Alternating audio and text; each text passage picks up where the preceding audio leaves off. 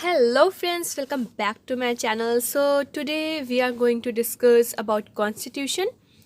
So friends, constitution से related कुछ चीज़ें आज हम लोग डिस्कस करेंगे और इसके अंदर मैं आपको कुछ फ़नी ट्रिक्स भी बताऊंगी कि आपको कैसे क्या क्या चीज़ों को लर्न करना है। एंड फ्रेंड्स, कॉन्स्टिट्यूशन जो है वो हमारे एग्ज़ाम पॉइंट ऑफ व्यू से बहुत ही ज़्यादा इम्पॉर्टेंट हो जाता है, क्योंकि इसमें छोटी छोटी जो बारीक बारीक चीज़ें हैं ना वो पूछ ली जाती हैं और वही चीज़ें हम लोग क्या हो जाते हैं, मिस कर जाते हैं। हम लोग पूरी कॉन्स्टिट्यूशन पढ़ लेते हैं, हम लोग पूरी बुक पढ़ लेते हैं, सब कुछ लर्न कर लेते हैं, बट कुछ कुछ चीज़ें ऐसी हो जाती हैं जो हम लोग मिस कर जाते हैं।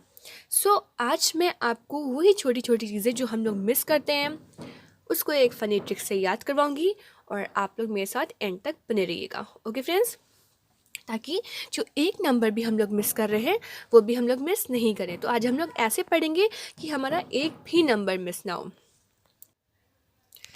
सो फ्रेंड्स, अब हम लोग बात करते हैं कॉन्स्टिट्यूशन की।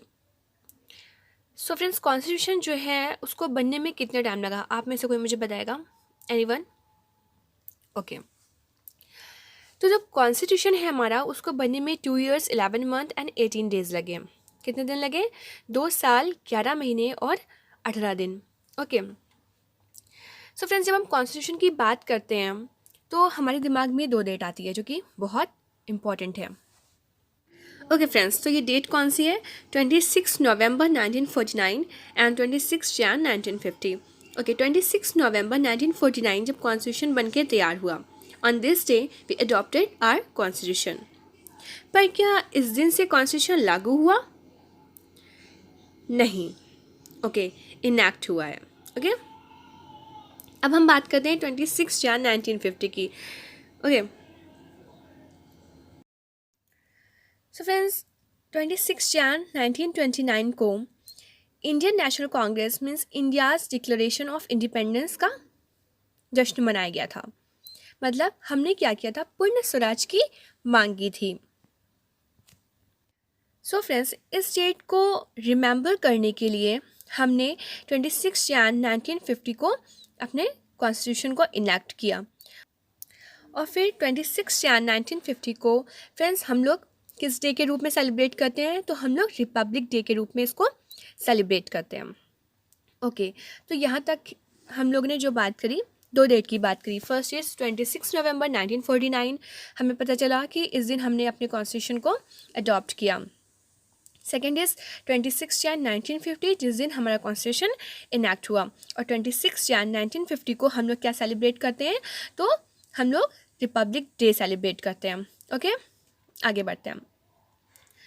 अब जब हम लोग बात करते हैं अपने कॉन्स्टिट्यूशन की, तो फ्रेंड्स हमारे दिमाग में एक बात और आती है कि जब कॉन्स्टिट्यूशन ओरिजिनली बन के रेडी हुआ, है ना, जब हमारा कॉन्स्टिट्यूशन ओरिजिनली बन के रेडी हुआ इन 1949 की बात कर रहे हैं हम लोग, तो हमारे पास हमारे कॉन्स्टिट्यूशन में क्या क्या चीज़ें थी, तो हम लोग ये देखते हैं।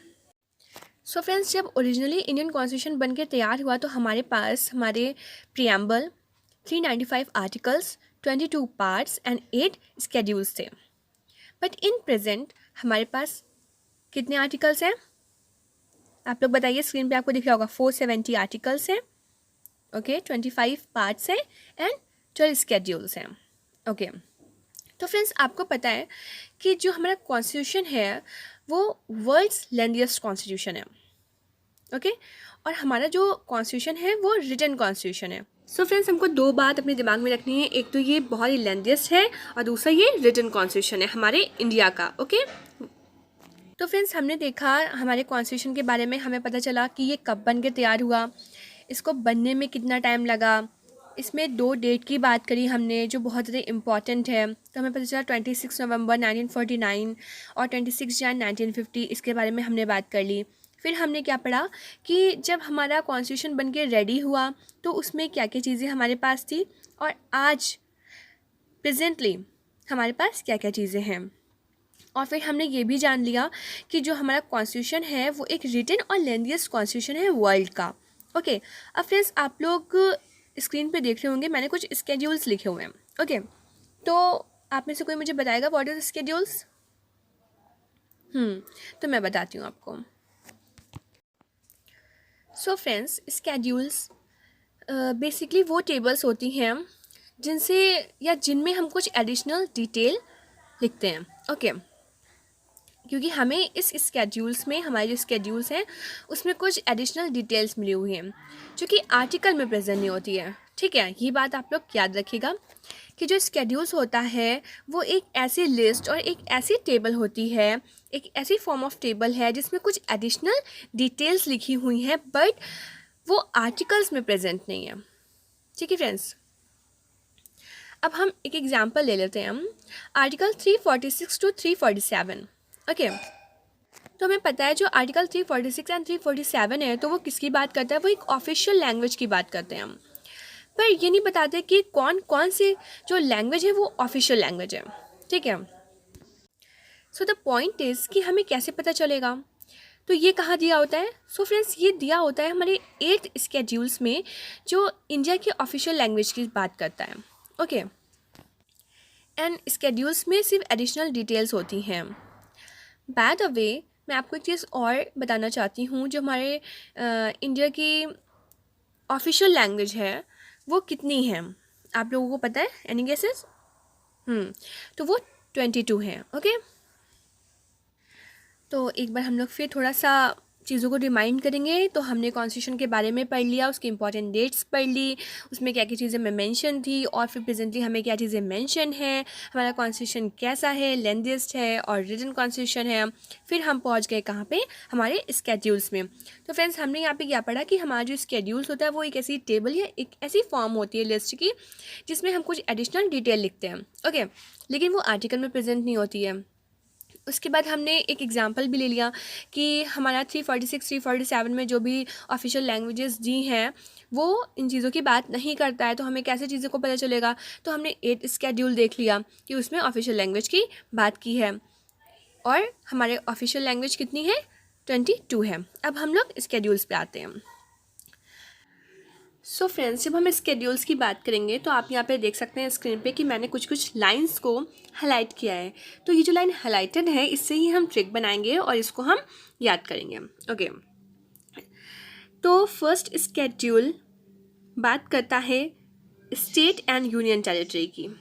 ओके, देखिए मैंने टेरिटरीज़ को इसीलिए हाईलाइट किया है, आप लोग इसको याद करते हुए चलिएगा।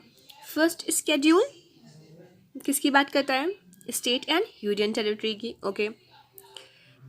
ओके, तो सेकेंड स्केड्यूल में हम ये देखते हैं कि किसको कितनी सैलरी और इमोल्यूमेंट्स मिलेगी। Okay, then third, oath and affirmation.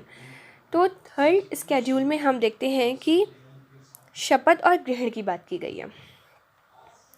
Then fourth schedule में हम ये देखते हैं कि राज्यसभा में किससे और किस यूनियन टेरिटरी से कितनी सीट्स एलोकेट हुई है। Okay, allocation of seats of states and union territory in the Rajya Sabha. Okay, तो हम इन 4 स्केड्यूल को एक बार रिवीजन करेंगे। फर्स्ट स्केड्यूल किसकी बात करता है, union territory, yes. Second schedule emoluments. Third schedule oath and affirmation. Fourth schedule, yes, किसकी बात करता है, allocation of seat of the state and unitary of the Rajya Sabha, yes. तो अब हम लोग आगे बढ़ते हैं फिफ्थ स्केड्यूल की ओर। यस माय डियर फ्रेंड्स, तो अब हम लोग आ गए फिफ्थ स्केड्यूल की ओर। सो फिफ्थ बात करता है schedule areas and schedule tribes की। ओके, सो सिक्स्थ स्केड्यूल बात करता है नदर्न ईस्टर्न स्टेट के बारे में, क्योंकि इससे पहले हमने डिस्कस किया है schedule area and schedule tribes. Okay, तो सिक्स्थ के जो भी एरियाज़ हैं, मतलब सिक्स्थ स्केड्यूल में जो भी एरियाज़ दिए हुए हैं हमको, जैसे कि असम, मेघालय है ना, त्रिपुरा, मिज़ोरम, तो इन्हें हम अदर स्टेट्स में बोलते हैं, इन्हें हम अदर स्टेट के नाम से जानते हैं। ओके, देन सेवन्थ स्केड्यूल बहुत इंपॉर्टेंट है, बहुत ही ज़्यादा इंपॉर्टेंट है, जो कि फेडरल स्ट्रक्चर की बात करता है। ओके, तो इसमें हमने डिस्कस किया है जो यूनियन एंड स्टेट गवर्नमेंट है उनके बीच की जो पावर होती है वो किस तरह से होंगी, और इसी स्केड्यूल में हम क्या कहते हैं, 3 लिस्ट देखते हैं। ओके, तो ये कौन कौन सी है, एक है यूनियन, सेकेंड है state and third is concurrent list. तो 8th स्केड्यूल किस चीज़ की बात करता है फ्रेंड्स? तो 8th स्केड्यूल बात करता है हमारे ऑफिशियल लैंग्वेज की, और मैंने आपको पहले बताया है कि जो ऑफिशियल लैंग्वेज है हमारी वो कितनी है? यस, तो वो है 22। ओके, तो ये क्वेश्चन बहुत ज़्यादा एग्जाम में पूछा जाता है कि जो हमारी ऑफिशियल लैंग्वेज है वो कौन से आर्टिकल और कौन से स्केड्यूल के अंडर आती है। तो आप लोग याद रखिएगा, और कितनी होती है ऑफिशियल लैंग्वेज, ये भी एग्जाम में 1 नंबर का पूछ लिया जाता है।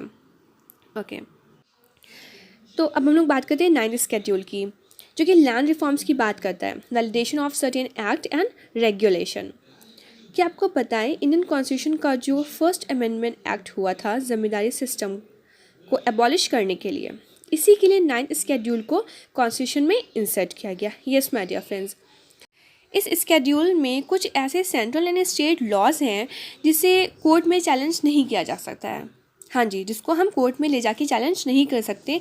तो इस स्केड्यूल में कुछ समथिंग 280 और 209 समथिंग लॉज हैं जिसे हम कोर्ट में चैलेंज नहीं कर सकते। Okay, then 10th schedule. तो 10th स्केड्यूल बात करता है डिफेक्शन लॉ की, disqualification on ground of defection की। यस,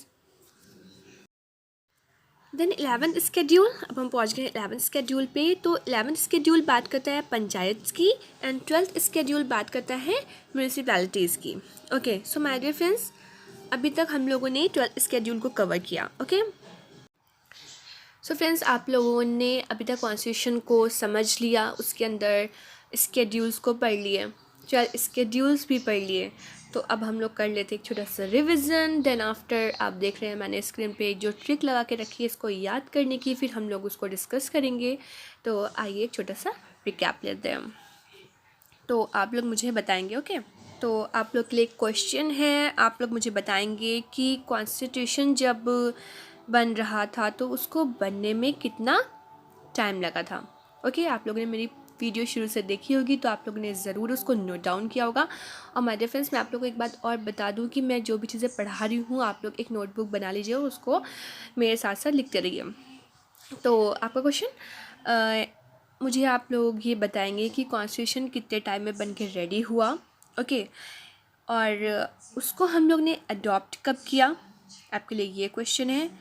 और आपको बताना है कि जब हमारा कॉन्स्टिट्यूशन बन के रेडी हुआ तो उस टाइम पे हमारे पास कितने आर्टिकल्स थे और प्रेजेंट हमारे पास कितने आर्टिकल हैं। तो ये हो गई कॉन्स्टिट्यूशन से थोड़ी सी बात।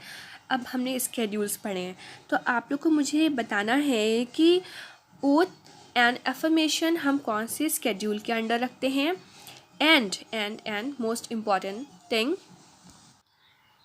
कि हमारी ऑफिशियल लैंग्वेज कौन से आर्टिकल के अंडर आती है और हमारी ऑफिशियल लैंग्वेज कितनी है। मैंने आपको 2-3 बार इसे रिपीट कर दिया है, तो मुझे लगता है आप लोग को बिल्कुल अच्छे से ये याद हो गई होगी।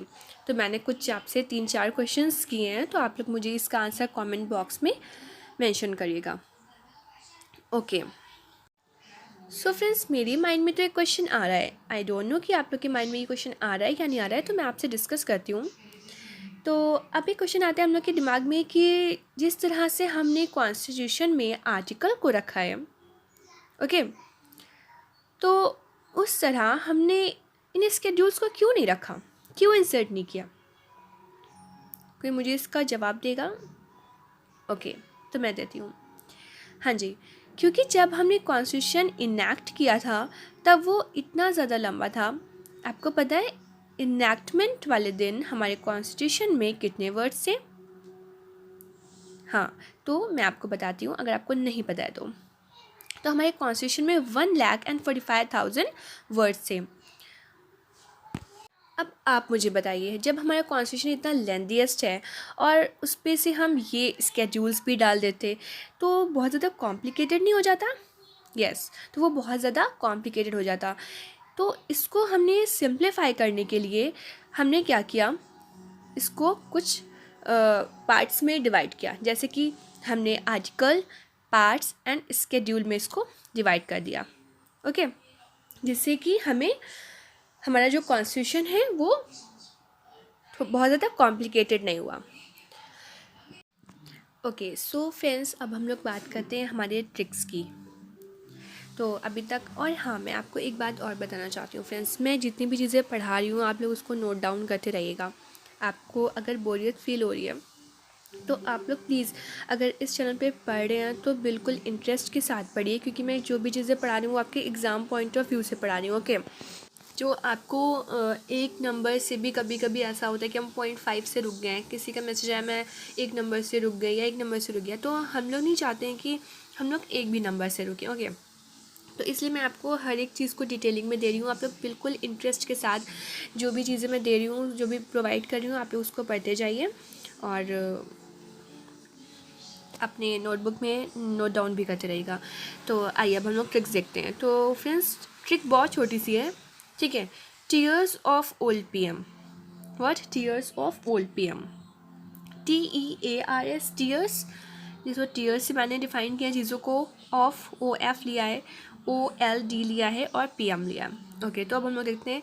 T से हमने पढ़ा था टेरिटरीज, E से एमोल्यूमेंट्स, A से एफर्मेशन, R से राज्यसभा, S से स्केड्यूल एरियाज। सो फ्रेंड्स, जब हमने 5th तक देखा TEARS, ठीक है, 5th तक हमने कवर किया। उसके बाद 6th स्केड्यूल में जब हम गए तो हमने वहाँ पे भी अदर एरियाज देखे थे। कौन कौन से?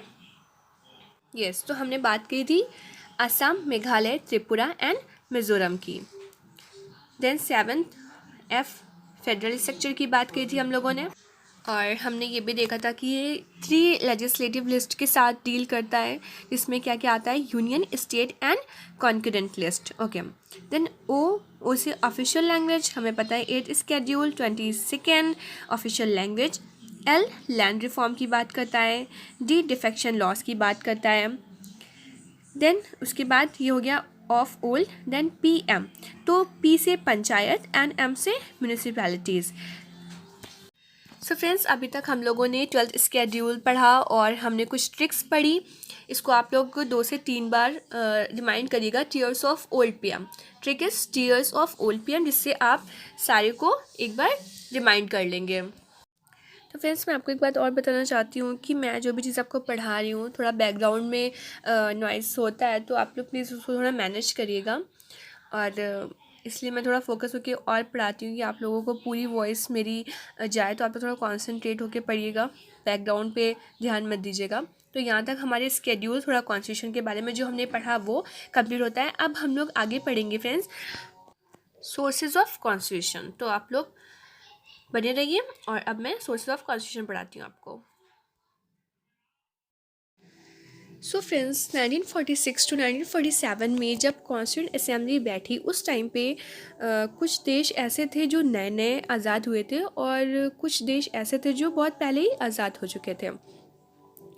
तो हमारे कॉन्स्टिट्यूंट असेंबली के मेंबर्स ने क्या किया, क्योंकि वो ऑलरेडी पहले आज़ाद हो चुके थे तो ऑब्वियस ही बात है उनका कॉन्स्टिट्यूशन तो रेडी हो गया होगा। तो उन लोगों ने क्या किया, उनके कॉन्स्टिट्यूशन से कुछ कुछ सोर्सेज लेना स्टार्ट कर दिए। अब हम लोगों ने कितने सोर्सेज से लिए, तो ये आप लोग देख सकते हैं, कुछ 11 सोर्सेज हैं। ओके, तो ये जो भी सोर्सेज हैं ये अभी हम लोग डिस्कस करेंगे और एक एक के बारे में हम लोग कुछ ट्रिक्स लेकर आए हैं जिनको हम लोग डिस्कस करेंगे और हम लोग याद करेंगे। तो फ्रेंड्स, आइए अब हम लोग देखते हैं हमारे sources of constitution. So friends, number 1 पर है आयरलैंड, जिसको हम लोग इरिश कॉन्स्टिट्यूशन के नाम से जानते हैं। तो फ्रेंड्स, इसको याद करने के लिए हम थोड़ी सी फ़नी ट्रिक लेते हैं। तो इसमें मैंने एक ट्रिक ली है, Alice DP is number 1। What? Alice DP is number 1। तो पहले हम लोग इसको एक्सप्लेन कर लेते हैं, फिर हम लोग एक एक करके इसको याद करने की कोशिश करेंगे। और आज आप लोगों को सारे कॉन्स्टिट्यूशन जो है, सोर्सेज ऑफ कॉन्स्टिट्यूशन, वो याद हो जाएंगे। मेरे साथ लास्ट तक आप लोग बने रहिएगा। ओके, तो हम लोग देखते हैं हमारी ट्रिक क्या थी। Alice DP is number 1। Okay, तो एलिस से हम लोग क्या बोलेंगे, इलेक्शन ऑफ प्रेसिडेंट। DP से directive principle of state policy and number 1 so nomination of member of Rajya Sabha. Okay friends, तो ये ट्रिक हम लोग 5 टाइम्स बोलेंगे, मैं बोलूँगी, आप लोग मेरे साथ रिपीट करिएगा। Alice DP is number 1. Alice DP is, yes, number 1. Alice DP is number 1. Alice DP is number 1. And Alice DP is number 1। Yes, तो हमने याद कर लिया जो हमारा आयरिश कॉन्स्टिट्यूशन है उसके हमने एक ट्रिक बनाई जिसको हमने क्या बोला, एलिस डीपी इज़ नंबर 1। अब हम लोग एक्सप्लेन करते हैं इसको। ओके, तो एलिस से मैंने आपको बताया, एलिस से क्या था, election of president. So friends, मैं कुछ चीज़ें आप लोग को यहाँ पे एक्सप्लेन करती जाऊँगी तो वो आपके दिमाग में भी बैठता जाएगा। अब हमको पता है इलेक्शन ऑफ प्रेसिडेंट मतलब इलेक्शन किसका हो रहा है, प्रेसिडेंट का हो रहा है। हमें पता है कि जो हमारे प्रेसिडेंट होते हैं वो head of the state of India होते हैं and commander in chief of the Indian arm force. Okay, so friends, आपके लिए क्वेश्चन है, तो आप मुझको बताइएगा प्रेसिडेंट का नाम। ओके, और मैं आपको बता दूं अभी जो प्रेजेंट हमारे प्रेसिडेंट हैं वो हमारे 14th है ना, 14th नंबर पे प्रेसिडेंट बने हैं। ओके फ्रेंड्स, तो हमें पता चल गया है एलिस से इलेक्शन ऑफ प्रेसिडेंट। एक क्वेश्चन आप लोगों की, और आप लोग मुझे बताएंगे कि जो प्रेसिडेंट हैं उनकी जो वर्क्स हैं वो कौन से आर्टिकल के अंडर आते हैं, आप लोग मुझे कमेंट करिएगा। ओके, सो ये था इलेक्शन ऑफ प्रेसिडेंट के बारे में थोड़ा सा डिस्कशन, और अब हम लोग बढ़ते हैं आगे। तो नेक्स्ट हमने देखा क्या है, डीपी, एलिस डीपी। डीपी से हमें पता है directive principle of state policy. क्या है friends, directive principle of state policy. Okay, so friends, directive principle जो होता है, the directive principle of the state policy of India are the guideline और principle given to the institution for governing the state of India. तो DP से directive principle, LE से election of president and DP से directive principle of state policy. Yes, और आप लोगों को मुझे क्वेश्चन का आंसर ये देना है कि जो हमारे डीपीएसपी है वो कौन से आर्टिकल के अंडर और कौन से पार्ट में आता है, आपका क्वेश्चन है। ओके, सो आप लोग मुझे कमेंट करिएगा, मैं जितने भी क्वेश्चन इसमें बोलूँगी वो सारे क्वेश्चन के आंसर आप लोगों को मेरे कमेंट बॉक्स में देना है। ओके, मैं चेक करूँगी किसने किसने आंसर दिया है। ओके, अब हम लोग आगे बढ़ते हैं। सो फ्रेंड्स, इसमें लास्ट है हमारा नंबर 1। तो अभी हमने एलिस देखा, डीपी देखा, अब हम नंबर 1 की बात करते हैं। तो फ्रेंड्स, हमको पता है नंबर 1 से क्या होता है, nomination of member of Rajya Sabha. तो फ्रेंड्स, हमने रिच कॉन्स्टिट्यूशन से nomination of member of Rajya Sabha को भी अडॉप्ट किया है, और हम यहाँ पे क्या करते हैं, इसके थ्रू राज्यसभा के मेंबर्स का नॉमिनेशन करते हैं।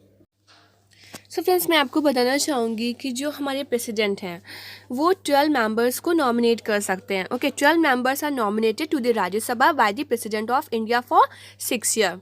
ओके फ्रेंड्स, तो अब हमने क्या देखा, आयरिश कॉन्स्टिट्यूशन से हमने जो चीज़ें अडॉप्ट करी है उसकी हमने एक छोटी सी ट्रिक बनाई। क्या ट्रिक बनाई, Alice DP number 1। Okay, Alice से मैंने देखा इलेक्शन ऑफ प्रेसिडेंट, हमने इलेक्शन ऑफ प्रेसिडेंट के बारे में कुछ चीज़ें पढ़ी, और मैंने आपसे जो क्वेश्चंस पूछे हैं वो आप लोग हमें कमेंट बॉक्स में करेंगे। और सेकंड हमने देखा डीपी, तो डीपी से हमें पता है directive principle of state policy हमने देखा। नंबर 1 से देखा हमने nomination of member of Rajya Sabha. तो अब आप लोग मेरे साथ रिपीट करेंगे फ्रेंड्स, एलिस डीबी is number 1. What एलिस डीबी is number 1? एलिस इलेक्शन ऑफ प्रेसिडेंट, डीपी से directive principle of state policy, number 1 से nomination of member to Rajya Sabha. तो अब आप लोगों को बहुत ही अच्छे से क्लियर हो गया होगा कि आयरलैंड या आयरिश कॉन्स्टिट्यूशन से हमने जो भी चीज़ें ली हैं, सिर्फ 3 चीज़ें ली हैं। What, Alice DB is number 1। तो अब कभी भी आपके एग्जाम में आएगा कि इलेक्शन ऑफ प्रेसिडेंट कहाँ से लिया गया है, आयरिश कॉन्स्टिट्यूशन। डायरेक्टिव प्रिंसिपल कहाँ से लिया गया है, Irish constitution. Nomination of member to Rajya Sabha कहाँ से लिया गया, आयरिश कॉन्स्टिट्यूशन। तो आप लोगों को ये बिल्कुल क्लियर हो गया होगा। अब हम लोग बढ़ेंगे अपने नेक्स्ट कॉन्स्टिट्यूशन हमने कहाँ से लिया है उसके बारे में पढ़ते हैं। तब तक आप लोग इसे रिपीट करिए पहले। ओके ओके, तो अब हम लोग चलते हैं नेक्स्ट की ओर। यस फ्रेंड, तो नेक्स्ट है यूके से ब्रिटिश कॉन्स्टिट्यूशन जिसको हम बोलते हैं।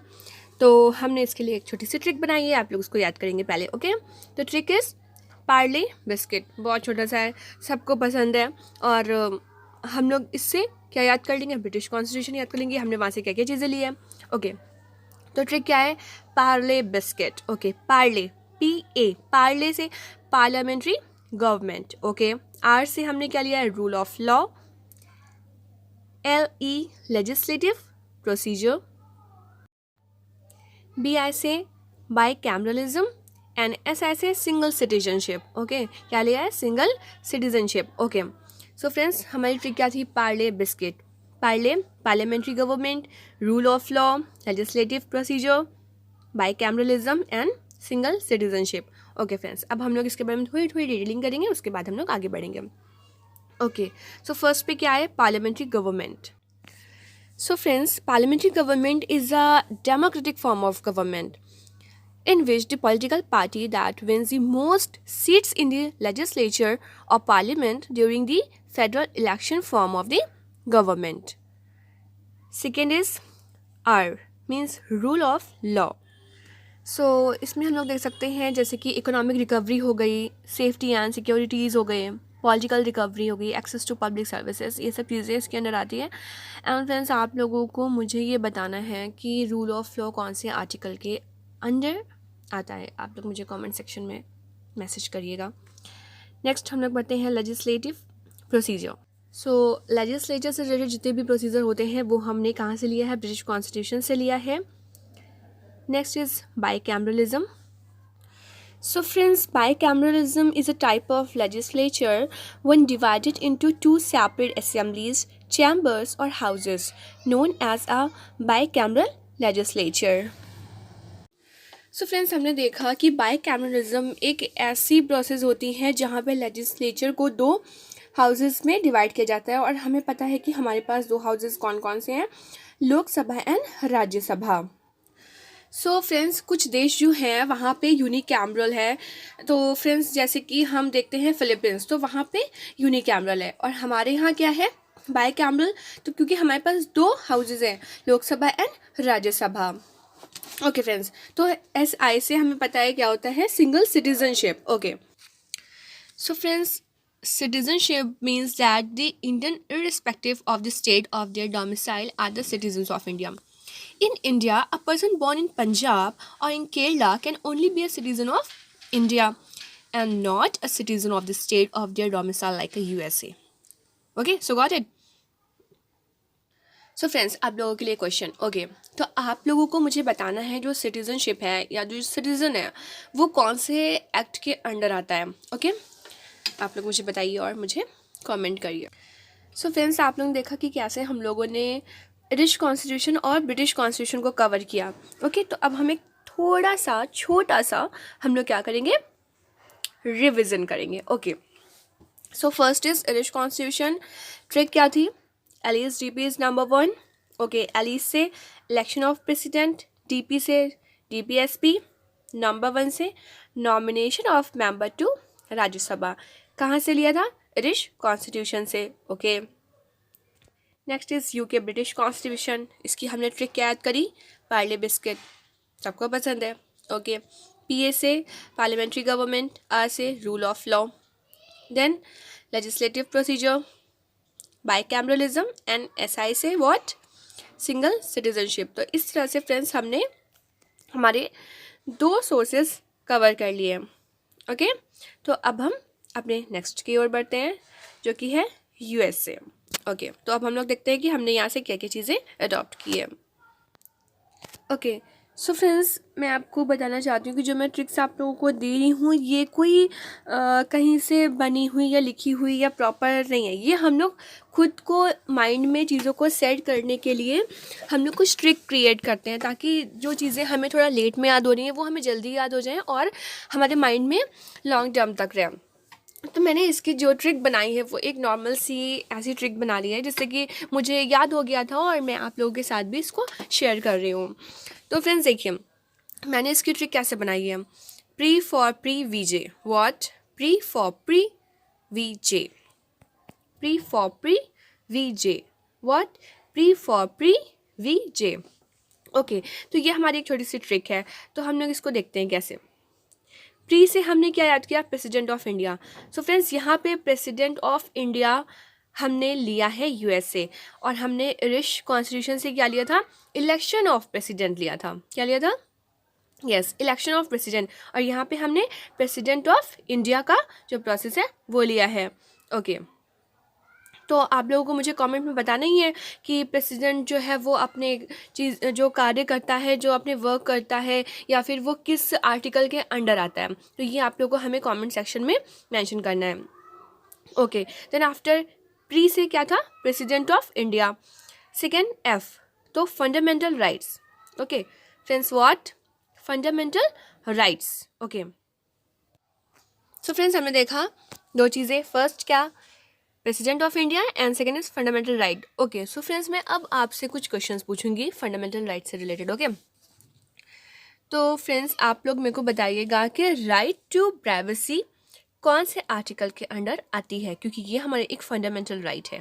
Okay, right to opportunity, right to free legal aid, okay, right to health, ये सब कौन से आर्टिकल के अंडर आता है। मैंने अभी जो राइट्स पूछे हैं वो सब एक ही एक ही आर्टिकल के अंडर आते हैं। सो फ्रेंड्स आप लोगों को मुझे ये बताना है। ओके, अब आप लोगों को मुझे बताना है protection against arrest and detention, ये कौन से आर्टिकल के अंडर आता है, ये भी हमारा एक फंडामेंटल राइट है। ओके, थर्ड क्वेश्चन आप लोगों के लिए फ्रेंड्स, आप लोग को मुझे बताना है right to freedom to speech and expression, ये कौन से आर्टिकल के अंडर आता है। मेरे 3 क्वेश्चंस आप लोग ध्यान से बैक करके सुनिएगा और उसका आंसर मुझे कमेंट बॉक्स में दीजिएगा। तो ये हमारे फंडामेंटल राइट्स से। ओके, तो हमारा जो फंडामेंटल राइट का प्रोसेस है वो हमने कहाँ से लिया है, यूएस कॉन्स्टिट्यूशन से लिया है। ओके, देन फ्रेंड आर से impeachment of president, removal of supreme court and high court judges। Friend R से आप लोग removal of supreme court and high court जजेस को आगे रख सकते हैं, इम्पीचमेंट ऑफ प्रेसिडेंट पीछे रख सकते हैं।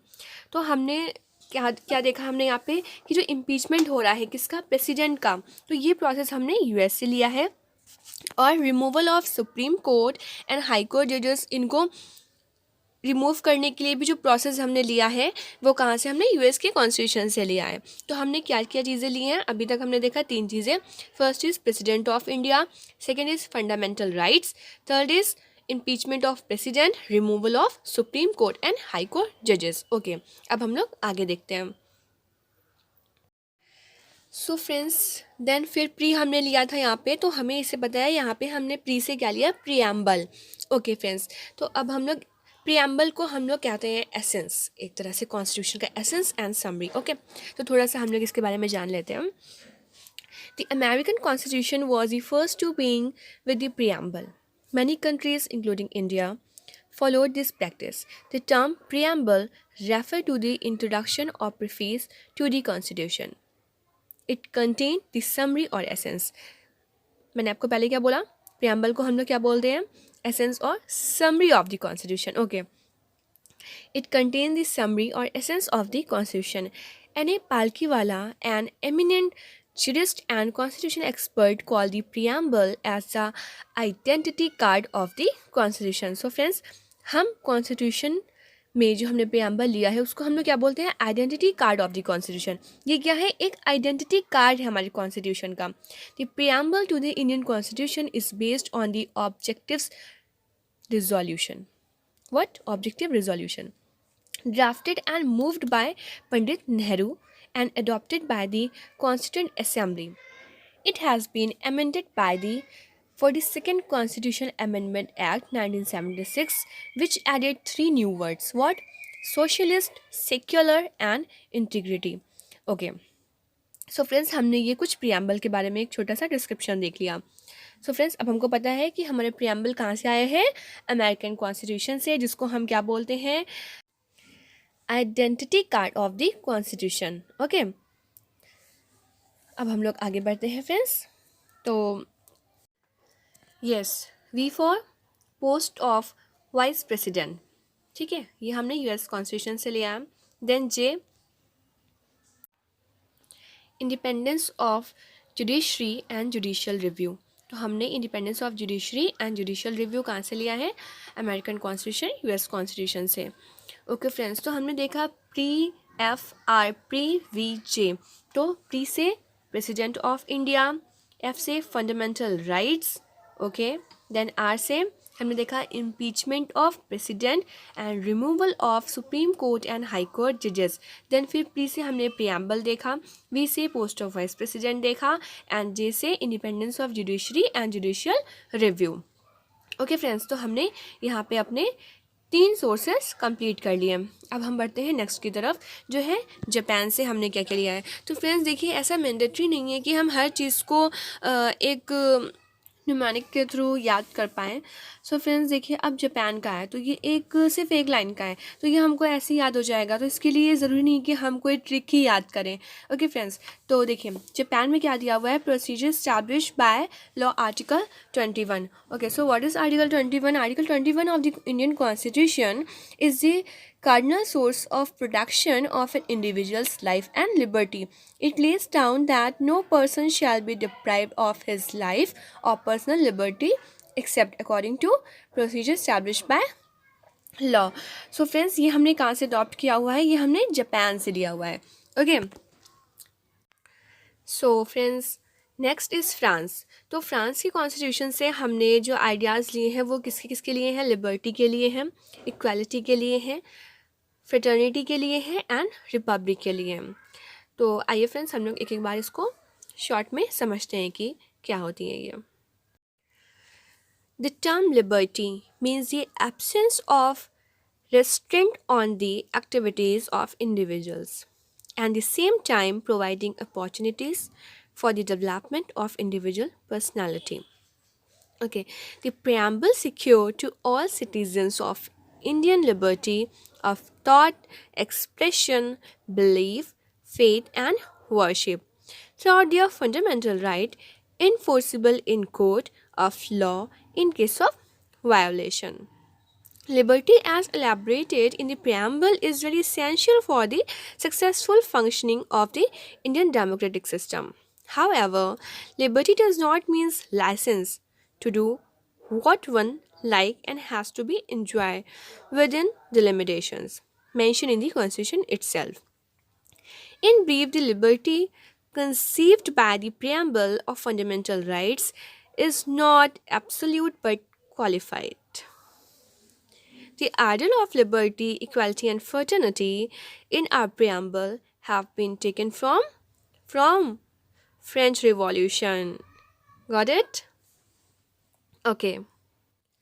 So next is equality.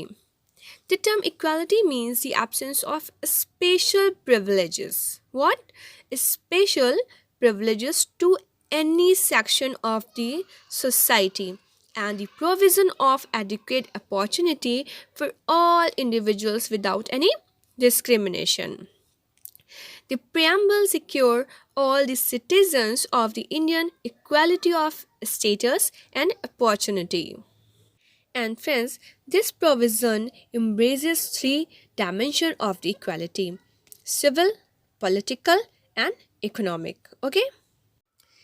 Then we were talking about fraternity. So, fraternity means a sense of brotherhood. What? A sense of brotherhood.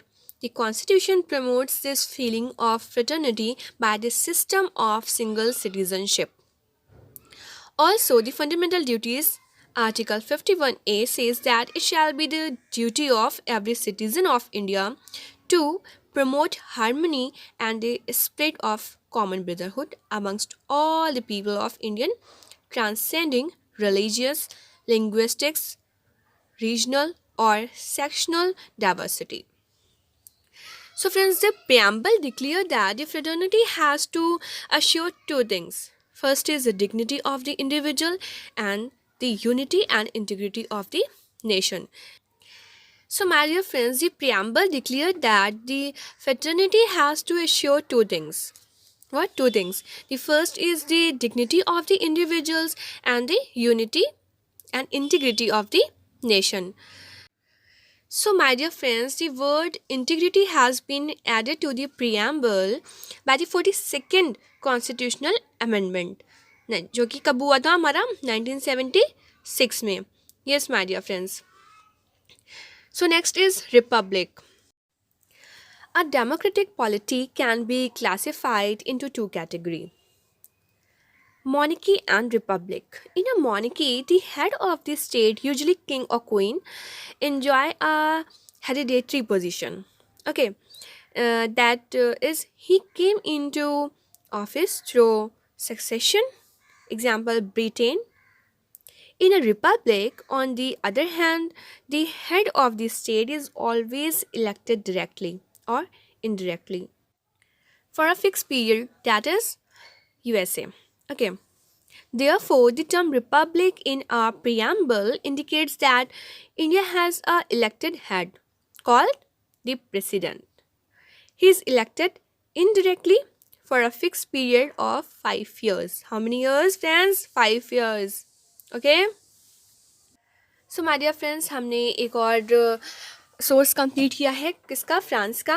और हमने देखा हमें यहाँ पे क्या क्या चीज़ें यहाँ से हमको मिली, आइडिया मिले हमको लिबर्टी का, फ्रेटर्निटी का, इक्वालिटी का एंड रिपब्लिक का।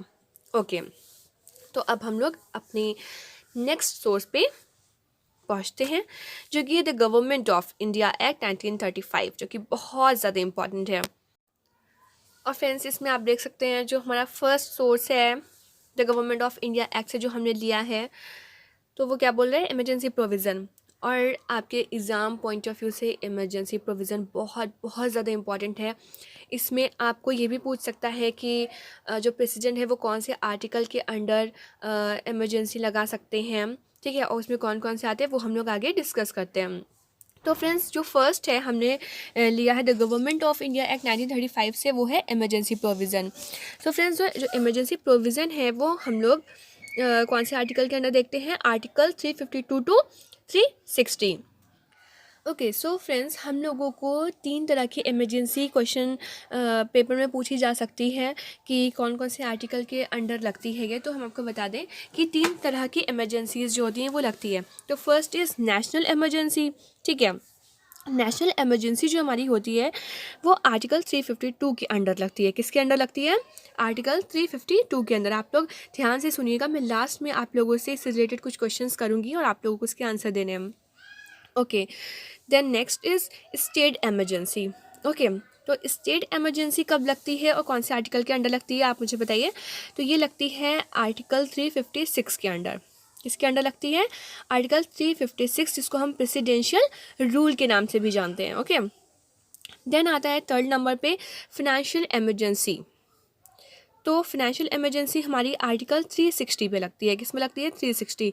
First is national emergency, article 352। Second is state emergency, article 356। And third is financial emergency, that is article 360। Okay, so next is public service commission. So friends, हमने government of India act 1935 से हमने क्या लिया है? Public service commission का भी process लिया है। देन जुडिशरी का भी प्रोसेस हमने the government of India act 1935 से अडॉप्ट किया है। Then next is federal scheme and office of the government. So friends, the government of India act 1935 से हमने 4 चीज़ों को अडॉप्ट किया है। First is emergency provision, second is public service commission, third is judiciary and fourth is federal scheme and office of government. Okay, तो आप लोग इसको याद रखिएगा, ये बहुत बहुत ज़्यादा इम्पॉर्टेंट हो जाता है हमारे एग्ज़ाम पॉइंट ऑफ व्यू से। Okay, so next is Canada. तो हमने अब ये देखना है कि हमने कनाडा से क्या क्या चीज़ों को अडॉप्ट किया है। Okay, so first is federalism with central government. So friends, जो आइडिया है फेडरलिज्म का और सेंट्रल गवर्नमेंट का वो हमने कनाडा से अडॉप्ट किया है। Then second is advisory jurisdiction of supreme court. तो जो हम लोग एडवाइस करते हैं, एडवाइस लेते हैं सुप्रीम कोर्ट से, तो ये आइडिया भी हमने कहाँ से अडॉप्ट किया है? कनाडा से अडॉप्ट किया है। और हम लोग जानते हैं कि जो सुप्रीम कोर्ट है उसका पूरा जो इंटरफेयर होता है वो हमारे लिए बहुत ही ज़्यादा इम्पॉर्टेंट होता है, क्योंकि वो हमारे लिए बहुत ही वैलिड डिसीजंस लेते हैं। क्योंकि कभी कभी ऐसा होता है कि जो हमारे लेजिस्लेचर्स हैं, जो हमारे एग्जीक्यूटिव्स हैं, वो ऐसे ऐसे लॉज बना देते हैं जो हमारे लिए बिल्कुल भी मैंडेटरी नहीं होते हैं, जिनकी हमें कोई ज़रूरत नहीं होती है और ना ही वो हमारे लिए वैलिड होते हैं। तो उसमें इसीलिए जुडिशल रिव्यू का ये जो प्रोसेस है ये रखा गया है, ताकि जो चीज़ें हमारे लिए सही है और क्या चीज़ें हमारे लिए गलत हैं वो हमारा सुप्रीम कोर्ट क्या करते हैं, उसको जज करते हैं और उसके बाद अपनी चीज़ों को वो बताते हैं कि क्या सही है और क्या गलत है। अगर कुछ गलत होता है हम लोगों के लिए तो वो उसको तुरंत क्या डिक्लेयर कर देते हैं? गलत डिक्लेयर कर देते हैं। Okay, then central appoints of governor. Okay, so friend, third हमने क्या अडॉप्ट किया है वहाँ से? सेंटर अपॉइंट्स करेगा किसको? गवर्नर को। फ्रेंड्स, आप बताइए गवर्नर कौन से आर्टिकल के अंडर आता है?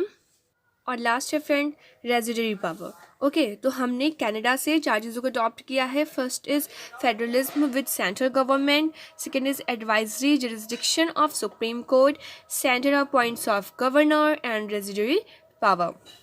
तो यहाँ पे हम कंप्लीट करते हैं अपनी कनाडा की चीज़ों को जो हमने वहाँ से अडॉप्ट करी है। ओके, सो नेक्स्ट सोर्स है हमारा ऑस्ट्रेलिया।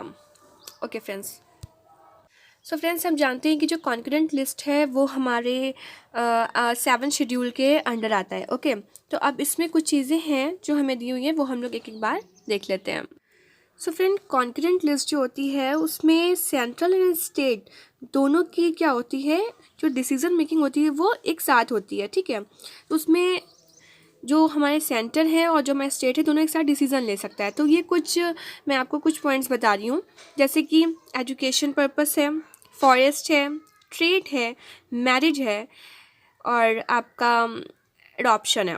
ओके, तो ये जो हमारे मैंने आपको जो लिस्ट बताया 3-4, ये हमारे कॉन्करेंट लिस्ट के अंडर आते हैं। नेक्स्ट हमारा freedom of trade and commerce. So friends, article 301 of the Indian Constitution provide that the trade, commerce and intercourse in the country should be free throughout the country. In trade, goods and services are exchanged between the buyer and the seller, and it also includes the transportation of these goods. So friends, जो freedom of trade and commerce का हमने process लिया है वो हमने Australia के constitution से adopt किया है। The next is joint sitting of 2 houses of parliament. So friends, आप देखते हैं जो हमारे पार्लियामेंट में सिटिंग होती है वो हमने प्रोसेस कहाँ से लिया है, वो हमने ऑस्ट्रेलिया से अडॉप्ट किया है। Okay, so friends, the joint sitting of the parliament is called by the president of India in Article 108 and is presided over by the Speaker of the Lok Sabha or in their absence, by the Deputy Speaker of the Lok Sabha or in their absence the Deputy Chairman of the Rajya Sabha. So friends, हमने देखा कि हमने Australia से 3 चीज़ों को adopt किया है। First is concurrent list, जो हमको पता है कि इसमें हम दोनों का इंटरफेयर देखते हैं। Second is freedom of trade and commerce. Okay, then third is joint sitting of the 2 houses of parliament. Okay, अब हम पढ़ेंगे जर्मनी के कॉन्स्टिट्यूशन। तो हमने जर्मनी के कॉन्स्टिट्यूशन से क्या क्या चीज़ों को अडॉप्ट किया है। हम पढ़ तो इंडिया का कॉन्स्टिट्यूशन रहे हैं, बट हम ये देख रहे हैं कि हमने बाहर की कॉन्स्टिट्यूशन से क्या क्या चीज़ों को अपने कॉन्स्टिट्यूशन में लिया है। तो जर्मनी के कॉन्स्टिट्यूशन से हमने क्या लिया, suspension of fundamental rights during emergency. So my dear friends, जब इमरजेंसी लगती है तो हम क्या करते हैं, जो हमारे प्रेसिडेंट होते हैं वो क्या करते हैं, जो हमारे फंडामेंटल राइट्स होते हैं, कुछ फंडामेंटल राइट्स जो होते हैं उनको सस्पेंड कर देते हैं। ओके, लेकिन आपको मुझे, आपके लिए मैं एक क्वेश्चन दे रही हूँ, आपको मुझे बताना है ऐसा कौन सा फंडामेंटल राइट है जिसको इमरजेंसी के टाइम भी हम सस्पेंड नहीं कर सकते। और आपको, आपके लिए एक क्वेश्चन और है, आपको मुझे बताना है कि जो इमरजेंसी लगती है वो कौन से आर्टिकल के अंडर लगती है। मैंने ऑलरेडी इसको कवर किया है, तो आप लोग अगर ध्यान से पढ़ रहे हैं तो आप लोगों को पता होगा। ठीक है, तो हमने देखा जर्मनी से हमने क्या अडॉप्ट किया है, suspension of fundamental rights during emergency. आपके लिए मैंने 2 क्वेश्चन भी दे दिया। देन हम लोग देखते हैं साउथ अफ्रीका से हमने क्या अडॉप्ट किया है, amendment of constitution. Okay, so friends, amendment of constitution हमने साउथ अफ्रीका से लिया है। Okay, so friends, an amendment of the constitution can be initiated only by the introduction of a bill in either houses of parliament. The bill must then be passed in each houses by the majority of the total membership of that house and by a majority of not less than 2/3 of the member of that house present and voting. Okay friends, next is election of member of Rajya Sabha. So friends, यहाँ पे हम क्या देखते हैं, जो election होता है राज्यसभा के मेंबर्स का, वो भी हम कहाँ से लेते हैं, यस, साउथ अफ्रीका से लेते हैं। ओके, सो आपके लिए मेरा क्वेश्चन है कि ये जो राज्यसभा है ये कौन से आर्टिकल के अंडर आता है। ओके, आपको मुझे ये कमेंट सेक्शन में बताना है। सो फ्रेंड्स, आपको तो मुझे ये बताना है, वो आर्टिकल तो मैं नहीं बताने वाली, वो आप लोग मुझे बताएंगे और आगे हम देखते हैं इसकी मैक्सिमम स्ट्रेंथ फ्रेंड जो होती है राज्यसभा की उसमें 250 होती है, out of which 12 members are nominated by the president and 238 are representative out of the state and of the 2 union territory.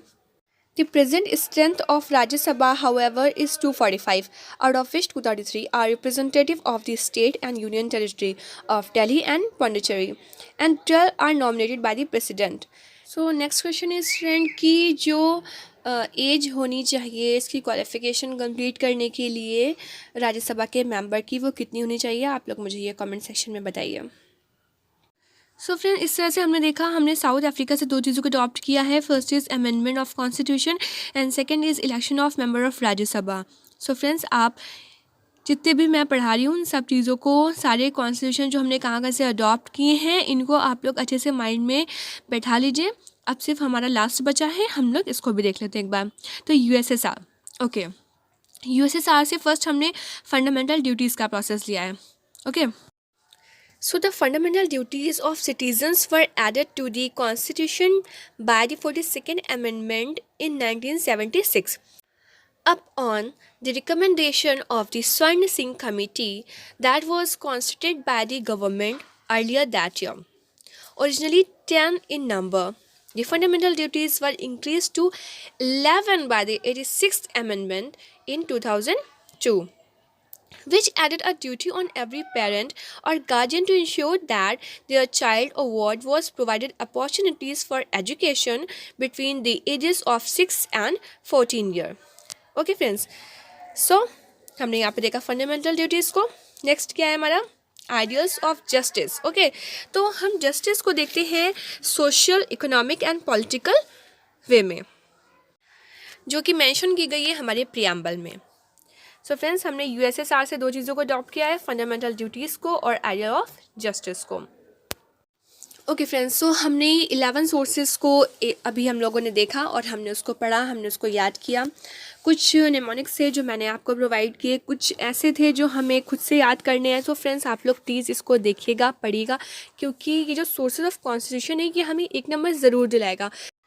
So friends आप लोग सारी जितनी भी चीज़ें मैंने इसमें बताई है और जितने क्वेश्चंस पूछे हैं उन सब का आंसर आप लोग मुझे कमेंट सेक्शन में देंगे.